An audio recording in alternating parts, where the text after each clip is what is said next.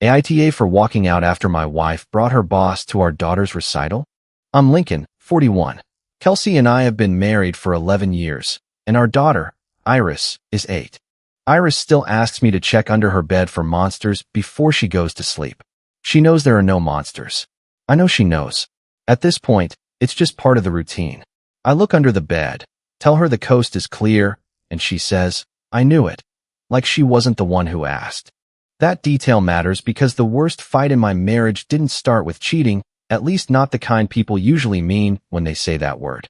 It started when my wife let another man convince her that protecting our home was the same thing as controlling her. Before Graham, Kelsey and I were pretty ordinary.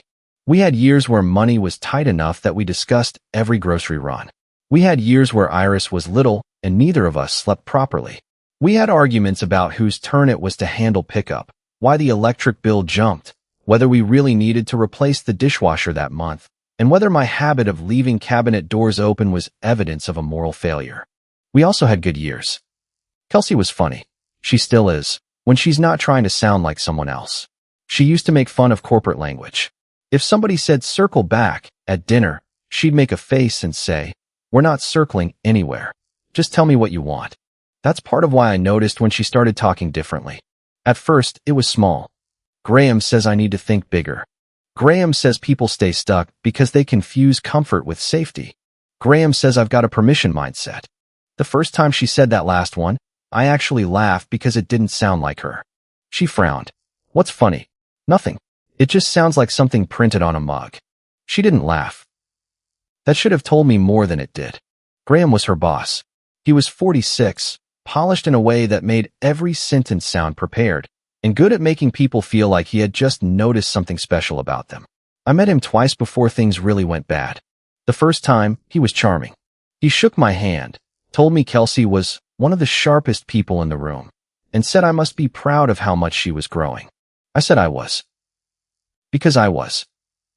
For years, Kelsey had talked about wanting more confidence, more recognition, more proof that she wasn't just somebody's wife and somebody's mom. I never thought that was selfish. If anything, I worried she had buried too much of herself after Iris was born. There were things Kelsey passed on because we had a baby, trips she didn't take, opportunities she said weren't worth the disruption. Some of that was mutual. Some of it probably fell harder on her than I understood at the time. Her mother, Maureen, definitely believed it did. Maureen had a habit of talking about Kelsey's sacrifices like I personally assigned them. Kelsey gave up a lot when Iris was born, she'd say. So did I, but I usually didn't take the bait. Kelsey had always hated feeling underestimated. Graham figured that out fast. At first, I thought he was just encouraging her. Then the encouragement started coming home with opinions about me. One night, Kelsey told me Graham thought she had outgrown risk avoidance. I was washing a pan. What does that mean? It means every time I talk about doing something bigger, you talk about downside. Because downside exists. See? That's exactly what he means. I dried my hands and looked at her. Kelsey, if you tell me you want to do something, I ask what it costs, what the risk is, and what happens if it goes wrong. That's not me saying no. That's me having an adult conversation. She crossed her arms. You always make everything sound like a threat to the household. Because some decisions affect the household. There you go again. That was the pattern. If I asked a question, I was negative. If I wanted details, I didn't trust her. If I said something should wait until we had numbers, I was afraid of growth. And every time she said those things, I could hear Graham in them. The old family house came up around then. It wasn't some mansion or secret fortune. It was an older house my father left to me. My sister Sabrina and I had spent weeks cleaning it out after everything changed in our family. I kept it partly because selling it felt wrong and partly because it was the one piece of my past that hadn't been turned into something else. The ownership was clear. It was mine. Kelsey knew that. She also knew I had one hard rule about it. I would not use it as collateral for somebody else's gamble. My father had made financial decisions for relatives because he hated saying no. Sabrina and I watched that create years of arguments, stress, and resentment. When I inherited the house, Sabrina told me, "Don't let family history repeat itself just because the paperwork has your name now." I didn't. At least I thought I didn't. One evening, Kelsey asked where the insurance documents for the house were. We were in the kitchen. Iris was at the table drawing a purple horse that looked more like a sofa with legs. Why? I asked. I'm organizing adult documents. I looked at her. Adult documents? She rolled her eyes. You know what I mean. Insurance, property stuff, accounts. We have things scattered everywhere. It wasn't completely untrue. We did have records in different places. I told her where the policy summary was and said the deed information stayed in the locked file box. She said, I know. Then she changed the subject. A week later, Graham made a joke about the house. We were at a small gathering where spouses had been invited. Nothing fancy. People standing around with drinks, making polite conversation. Graham was telling somebody that Kelsey was becoming more financially ambitious. Then he looked at me and said, Lincoln guards that old house like a dragon, though. We may have to get him to loosen up. A couple of people chuckled because they didn't know what he meant. I did. I looked at Kelsey. She immediately looked away. That stayed with me. On the drive home, I asked, why does Graham know anything about that house? Kelsey sighed like I was exhausting her. I've mentioned it. Why? Because adults talk about finances. With their bosses? He's not just my boss. He's mentoring me. About our property? About financial courage. There it was again. I said, our private finances are not material for your boss. You're making this weird. He knew enough to make a joke about the house. He was joking. Why did he know enough to joke? She stared out the passenger window and didn't answer. I should have pushed harder then. I didn't. That's one of the parts one own. I was so determined not to become the jealous husband in the story. Kelsey was already telling herself that I let things slide I should have addressed immediately. I kept thinking there was a reasonable version of everything. Maybe she overshared. Maybe he liked sounding important. Maybe I was reacting to his personality more than his actual influence. Then came the night he called me a leash. It was another work-adjacent gathering, smaller than the first. Kelsey had been talking about taking more financial risks. Graham was holding court like usual. At some point, Kelsey said something about me being the cautious one. Graham laughed. Every ambitious person has one. I said, one what? He looked right at me. A leash. There was a beat where I thought maybe I'd misheard him. Kelsey gave a nervous laugh. I said, excuse me? Graham lifted both hands. Come on. It's a joke. Every high performer has somebody at home telling them to slow down. That's your idea of a joke? He smiled. You don't have to prove my point. I could feel the heat in my face, but I didn't raise my voice. I looked at Kelsey. She said, Lincoln, he doesn't mean it like that. I remember that sentence more than the insult. Not, Graham, that's out of line.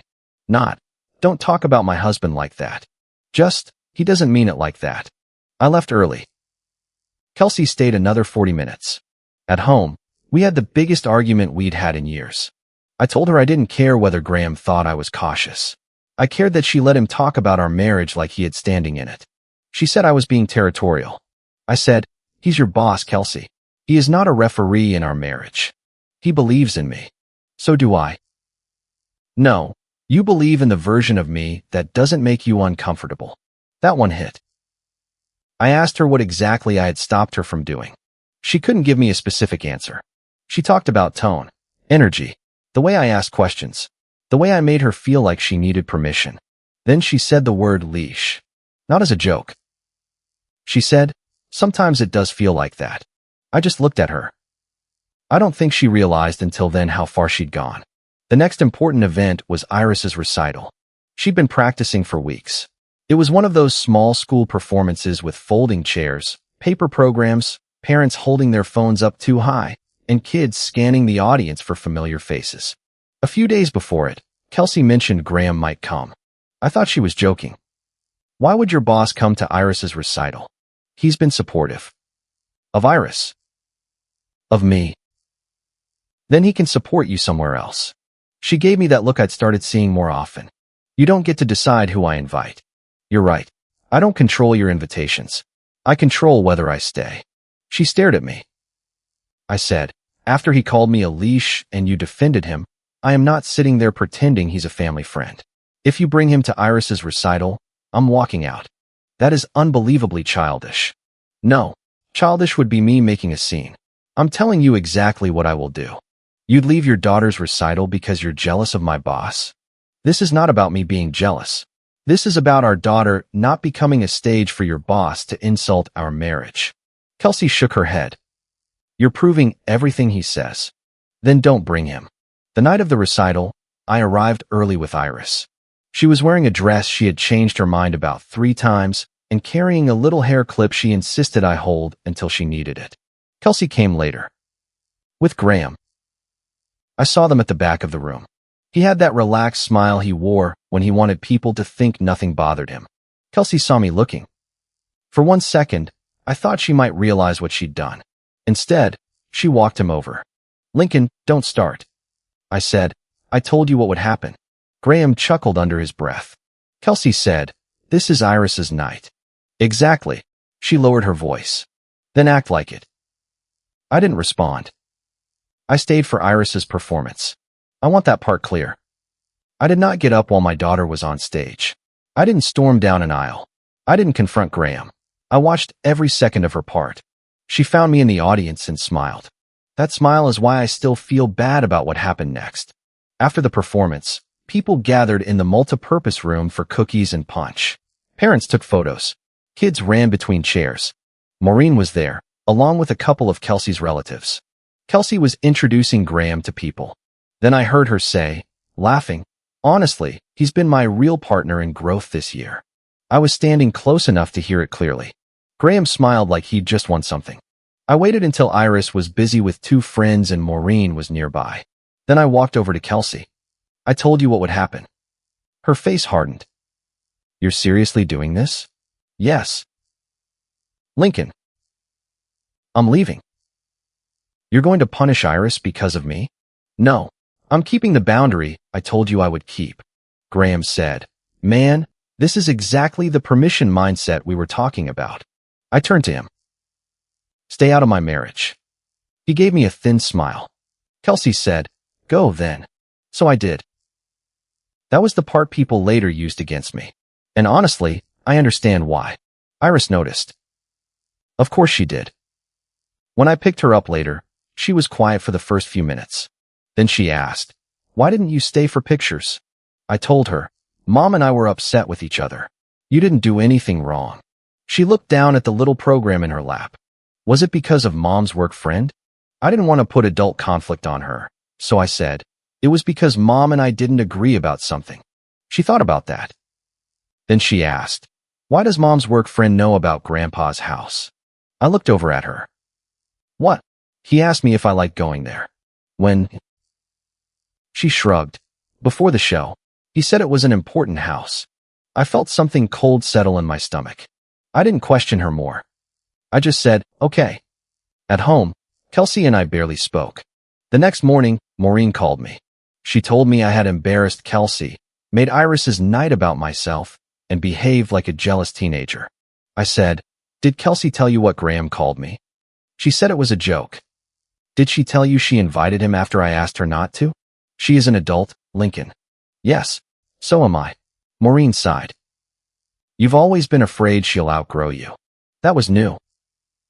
I asked, did Kelsey tell you that? She didn't have to. I ended the call before I said something I'd regret. For several days, the house felt split down the middle. Kelsey slept facing away from me. We discussed Iris's schedule, groceries, and nothing else. Then I found the envelope. It was mixed into a stack of mail on the kitchen counter. The return information referenced an escrow company. I almost ignored it because I wasn't expecting anything. Then I saw the property description. The old house. My father's house. I picked up the envelope. Kelsey walked into the kitchen and saw it in my hand. She moved too fast. That's mine. She took it from me. I said, why is there escrow paperwork with my property listed on it? It's not your paperwork. It has my house on it. It's just paperwork for a private opportunity. What opportunity? She hesitated. That was enough. If it's harmless, I said, why did I find out from an envelope? Because I knew you'd overreact. You knew I would ask questions. Same thing lately. No, not remotely. She stuffed the envelope into her bag. I said, Kelsey, what did you sign? Her eyes flashed. Nothing that affects you. My house is listed. It doesn't affect ownership. That is not what I asked. She walked away. I didn't chase her. I called Damon.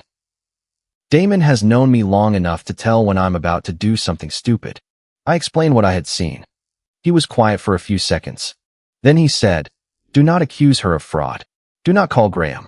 Do not threaten anybody." I wasn't planning to. You sound like you're planning to. I'm planning to find out why my property is in escrow paperwork. Good. Do that. Facts first. He told me to contact the escrow company in writing and keep it simple. So I did. I sent a message saying I was the sole owner of the property and had not authorized its use in any transaction, support statement, guarantee, pledge, collateral representation, or related financial documentation. I asked them to confirm whether my property or my name appeared anywhere in the file. I expected a slow response. Instead, someone called me the next morning. The woman was careful. She said she couldn't disclose confidential terms, but she could confirm that the property had been referenced in supporting documentation connected to a private transaction. I asked, referenced how? She paused. As part of a household support representation. I had never heard that phrase before. What does that mean? It can mean different things depending on the transaction. Did I sign anything? I do not see a signature from you. Did anyone represent that I supported the transaction? Another pause.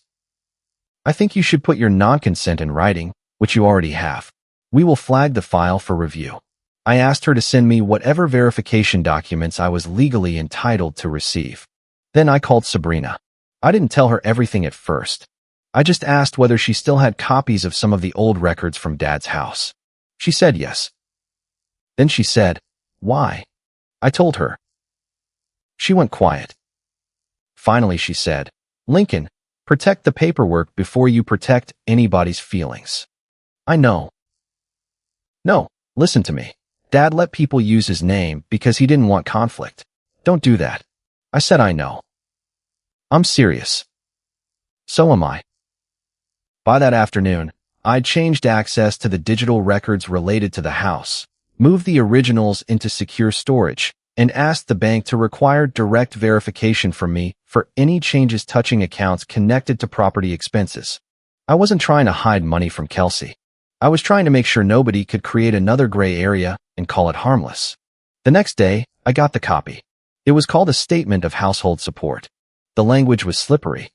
It did not transfer the house. It did not create a mortgage. It did not say I personally guaranteed Graham's deal. That's exactly why Kelsey had convinced herself it was fine. But the statement listed assets available within her household to demonstrate financial capacity. The old house was on it. So was an estimated value. My name appeared as the owner. Kelsey had signed at the bottom. There was a note attached to the packet identifying her participation as evidence of family-level backing for the investment group. I read the whole thing twice. Then a third time. Graham's name appeared on the transmittal. That was when I stopped wondering whether this was just Kelsey being careless.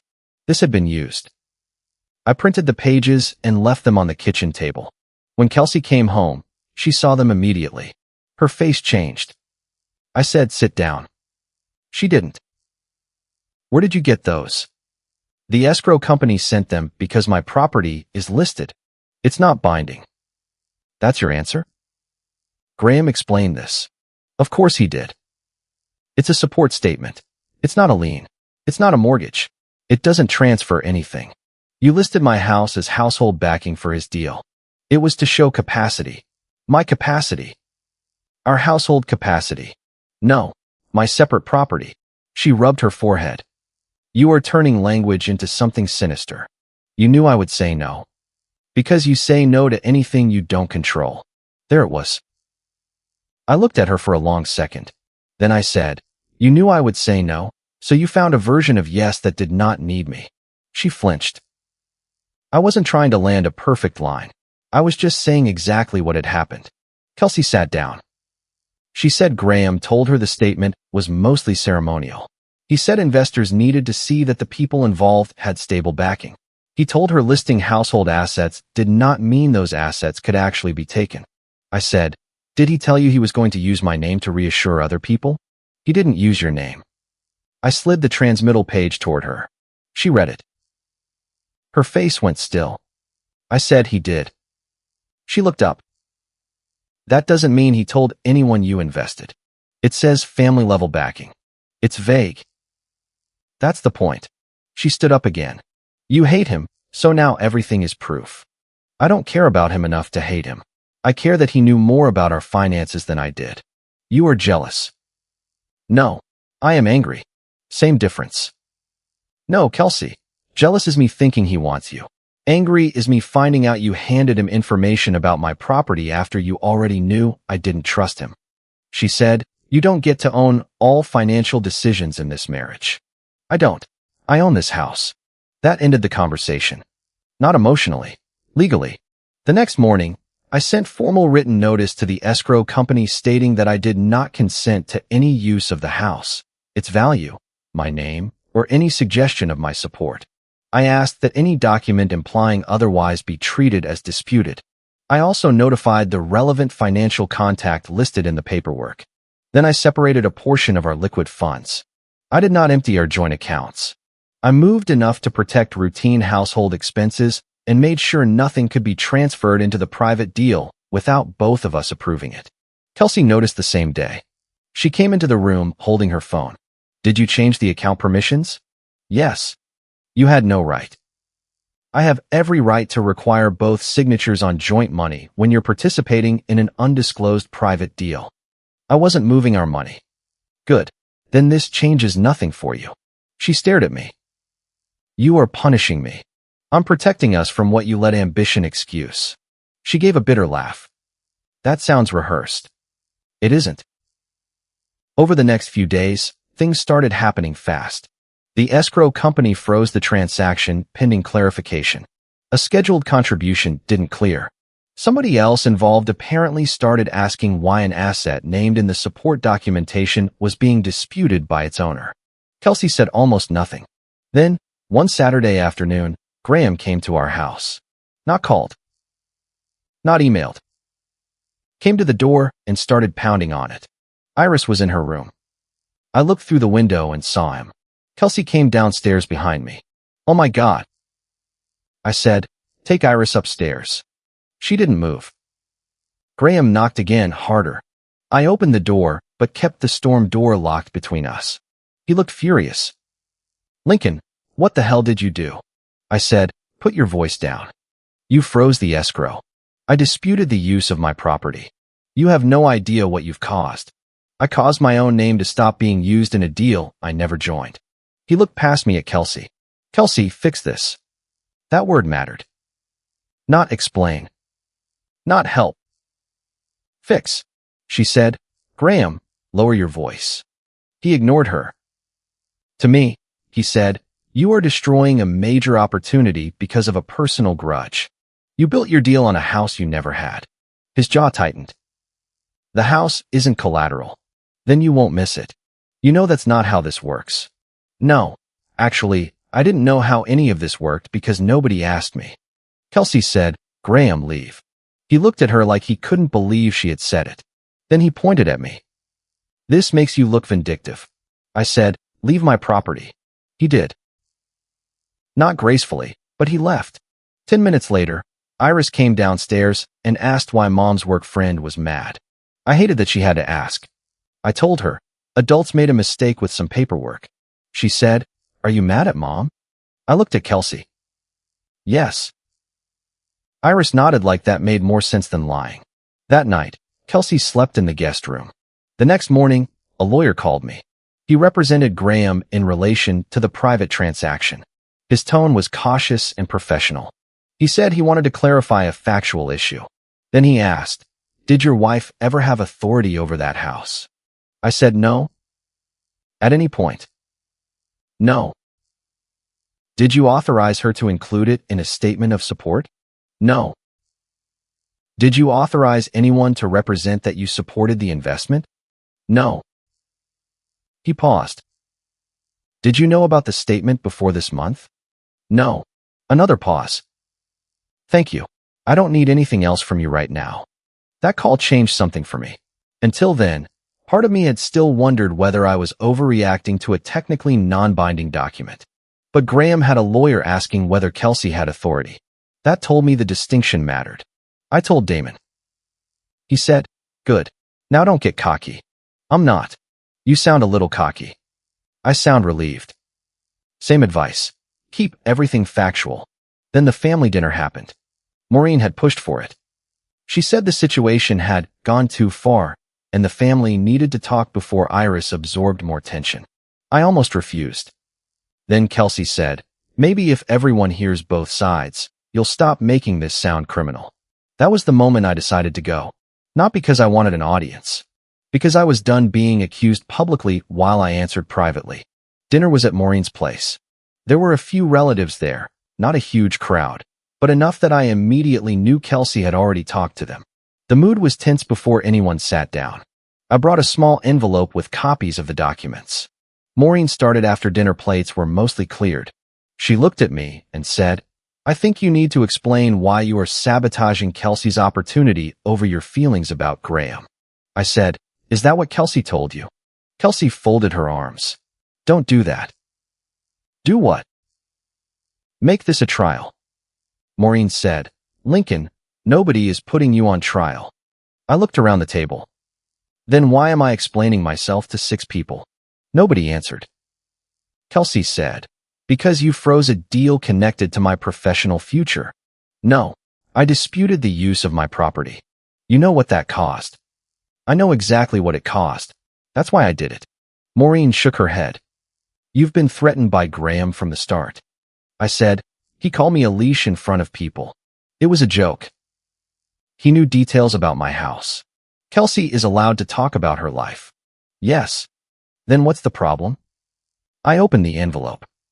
"The problem is she didn't just talk." I put the first page on the table. Kelsey's face changed. Maureen looked at her. "What is that?" Kelsey said quickly, "It's not binding." I said, "I didn't ask whether it was binding." Then I explained it in order. I told them about Graham joking that I guarded the house like a dragon. I told them about Kelsey asking where the insurance documents were.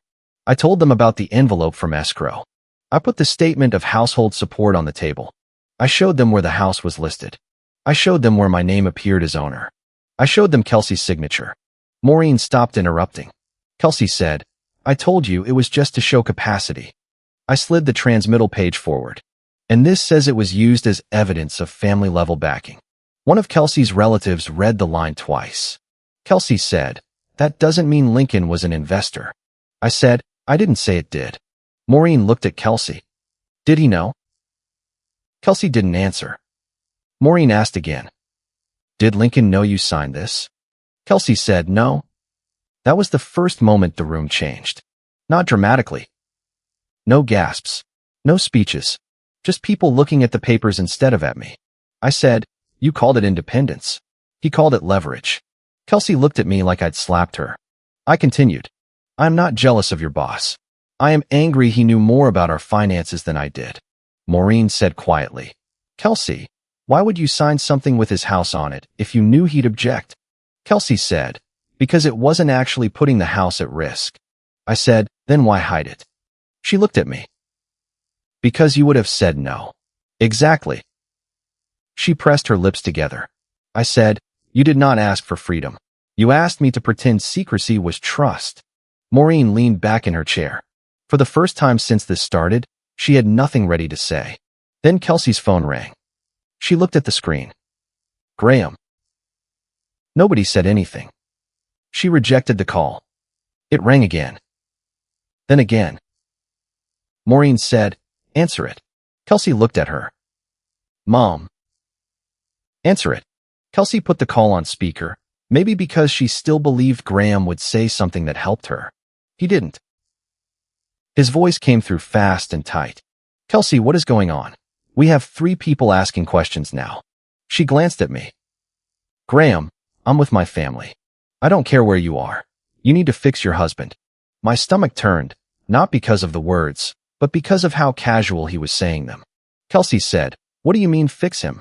"He needs to withdraw the dispute. The escrow team is treating the household support as unreliable." I said nothing. Kelsey said, "You told me the statement wasn't important." "It wasn't supposed to become important." That sentence landed harder than anything I could have said. Kelsey went pale. She said, "Did you tell people Lincoln supported the deal?" There was a pause. Graham said, "I said your household had capacity. That is not what I asked." Kelsey, "We do not have time for this." "Did you use his name?" "I referenced the asset package you signed." She looked at the paper on the table. "You said it was just internal support." "It is support." "You said it didn't matter."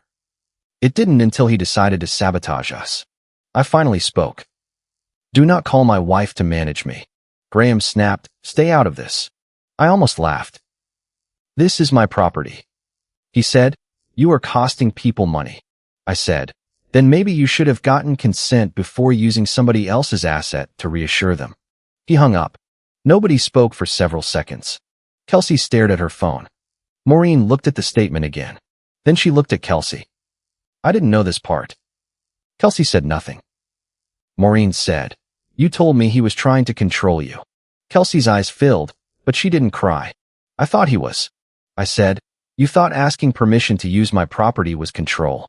She looked at me. "I thought you were never going to let me do anything big." I said, "So you let Graham decide what counted as big." That one hurt both of us. I could see it. Dinner ended badly. Not with shouting. That almost would have been easier. Kelsey and I drove home mostly in silence. When we got inside, she sat at the kitchen table. She looked exhausted. She said, "I didn't think he was using me." "I know." That surprised her. I continued, "I think you wanted to believe he was the first person who really saw you." Her face tightened. "Don't psychoanalyze me." "I'm not. I'm telling you what I watched happen." She looked down. I said, "But being manipulated does not erase the choices you made." "I know." It was the first time she said that. Not, "You don't understand." Not, "It's not binding." Not, "You are controlling me." Just, "I know." I sat across from her. "I need separate finances for now." She nodded slowly. "I need written approval from both of us before any joint money goes into anything private." Another nod. "No use of my house, my name, or anything connected to that property. Ever. Not verbally. Not as a support statement. Not as a reference." "I understand." "And no private contact with Graham outside whatever official process is required." She looked up. "He's still my boss." "Maybe, maybe not. But he is not coming into this house. He is not coming to Iris's events. He is not your personal financial mentor anymore if you want this marriage to have a chance." She looked angry again. For a second, I thought we were right back where we started. Then she said, "And if I don't agree? We separate." She stared at me. I said, "I'm not asking you to choose obedience. I am asking you to stop calling secrecy freedom." She cried then. Not dramatically. She covered her face and cried at the kitchen table while I sat there feeling like the worst and most necessary person in the world. I didn't hug her. I wanted to. I didn't. The next week, her company opened an internal review. I was not the one who filed a revenge complaint designed to blow up her career. But when the escrow issue escalated and questions started circulating about Graham soliciting employees into a private deal, the company got involved. They interviewed Kelsey. They interviewed other people. I provided factual documentation when asked. Nothing more. Graham stopped contacting us directly after his lawyer got involved. From what Kelsey later told me, the review focused less on the fact that the deal existed and more on whether he had used his position to recruit employees and pressure them into supporting it. Kelsey lost credibility at work. That was painful for her. Some people who had seen Graham as a mentor started keeping their distance from both of them. She hated that. For a while, she blamed me. Then she'd remember I hadn't written the statement. I hadn't brought Graham into our daughter's recital. I hadn't told anyone she had authority over my house. That didn't make things easy between us. We moved into separate bedrooms. We separated discretionary spending. We set up a system where property documents were not casually shared, and anything involving joint financial exposure required both of us in writing. That sounds cold when I write it out. It was cold. Trust had become paperwork, but pretending trust still existed would have been worse. We started counseling. Not because counseling magically fixes betrayal. It doesn't. The first few sessions were ugly. Kelsey said I had humiliated her by bringing documents to Maureen's dinner. I said she had already made me the villain in front of those people and expected me to keep defending myself without evidence. She said walking out of Iris's recital was cruel. I said she was right that Iris paid part of the price for a boundary she had nothing to do with. That was one of the hardest things for me to admit. I still believe I had the right to leave. I also believe I should have thought harder about how to do it without Iris feeling abandoned in that moment. Both can be true. I apologized to Iris later in a way an 8-year-old could understand. I told her I should have stayed for the pictures because her recital was about her, even though Mom and I were fighting. She said, okay. Then she asked if I was staying for the whole song next time. I said yes. A few months later, she had another performance. Nothing fancy. Same folding chairs. Same parents recording with phones. Same paper programs. Kelsey and I arrived separately. We weren't pretending everything was fixed. We weren't holding hands. We weren't performing a happy marriage for anybody. Graham was not there. Before Iris went backstage, she looked at me and said, whole song. I said, whole song. She smiled. I stayed through the performance. I stayed through the pictures. I stayed while she ate 2 cookies she had been told to save for later. Kelsey stood a few feet away. At one point, our eyes met. There was no big reconciliation in that look. Just recognition. We were both still there. Not because the old rules had come back. Because new ones existed.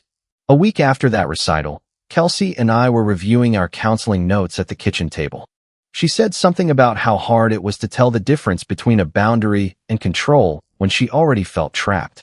I thought about Graham calling me a leash. I thought about all the times I had stayed quiet because I was afraid that objecting would prove him right. Then I said, a boundary only feels like control to someone who planned to cross it. Kelsey looked at me for a long time. Then she nodded. She didn't apologize again. She had already done that. The point wasn't another apology. The point was that for the first time, she wasn't translating what I said into Graham's language. She was hearing me in mine. I still own the house. The deal is gone. Graham is no longer part of our family life, and whatever eventually happens with his career is not my concern. Kelsey and I are still married as I write this, but I don't describe us as back to normal. Normal was partly the problem. Normal was me ignoring things because I didn't want to sound jealous. Normal was Kelsey treating discomfort as proof she was being controlled. Normal was another man being allowed to define our marriage from the outside. We're trying to build something more honest than normal. Whether it lasts, I don't know. What I do know is that I stopped confusing trust with silence. And I stopped treating a boundary like something I had to apologize for simply because somebody else wanted to cross it. If you liked it, don't forget to leave a comment and support the channel by subscribing. See you in the upcoming stories.